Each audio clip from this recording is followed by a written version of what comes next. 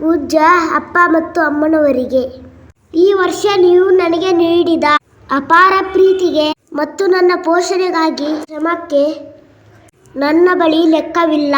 ನನ್ನ ಪಾಲಿಗೆ ನಿಮ್ಮಿಬ್ಬರ ಅಪ್ಪುಗೆಯೇ ನನ್ನ ಇಡೀ ಪ್ರಪಂಚ. ನಿಮ್ಮ ನಗು ನಮ್ಮ ಬದುಕಿನ ದಾರಿದೀಪ. ಅಪ್ಪ, ಅಮ್ಮ, ನಾನು ಅರಿವಿಲ್ಲದೆ ಮಾಡಿದ ತಪ್ಪುಗಳಿಗೆ ನನ್ನ ದಯವಿಟ್ಟು ಕ್ಷಮಿಸಿ.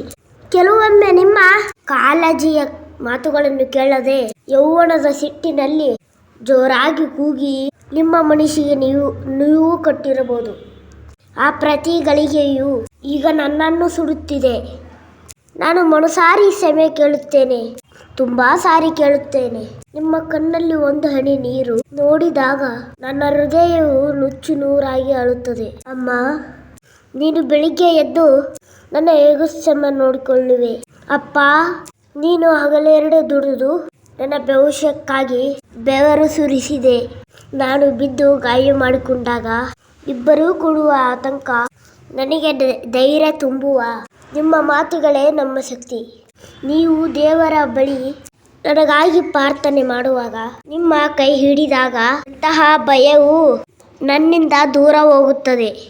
ನೀವಿಬ್ಬರೂ ನನ್ನ ಪಾಲಿನ ಕಲ್ಪತರುಗಳು.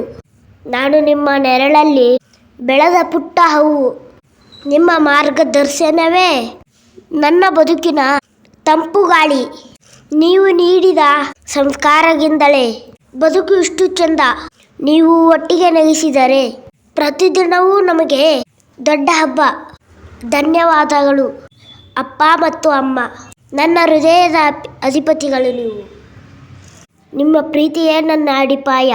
ನೀವೇ ನನ್ನ ಜೀವದ ಧ್ವನಿ ಮತ್ತು ಶಕ್ತಿ. ಮುಂದಿನ ವರ್ಷ ನಾನು ನಿಮಗೆ ಹೆಚ್ಚು ಹೆಮ್ಮೆ ತರುತ್ತೇನೆ ಮತ್ತು ಸಹಾಯ ಮಾಡುತ್ತೇನೆ. ಸಂತೋಷ ಮತ್ತು ನಗು ಕೊಡುತ್ತೇನೆ.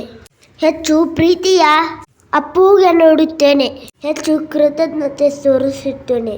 ನಿಮ್ಮ ತ್ಯಾಗ ಮತ್ತು ಪ್ರೀತಿಯ ಹೊಳೆ ನನ್ನ ಜೀವನದ ಕೊಳೆಯನ್ನು ತೊಳೆಯುತ್ತಿದೆ.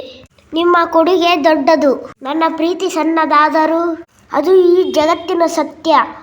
ನಾನು ನಿಮ್ಮಿಬ್ಬರನ್ನು ಚಂದ್ರನಿಗಿಂತ, ನಕ್ಷತ್ರಗಳಿಗಿಂತ, ಈ ಇಡೀ ಬ್ರಹ್ಮಾಂಡಕ್ಕಿಂತ ಹೆಚ್ಚು ಪ್ರೀತಿಸುತ್ತೇನೆ. ಇಂತಿ ನಿಮ್ಮ ಪ್ರೀತಿಯ ಮಗು ವಿಶ್ವನಾಥ್.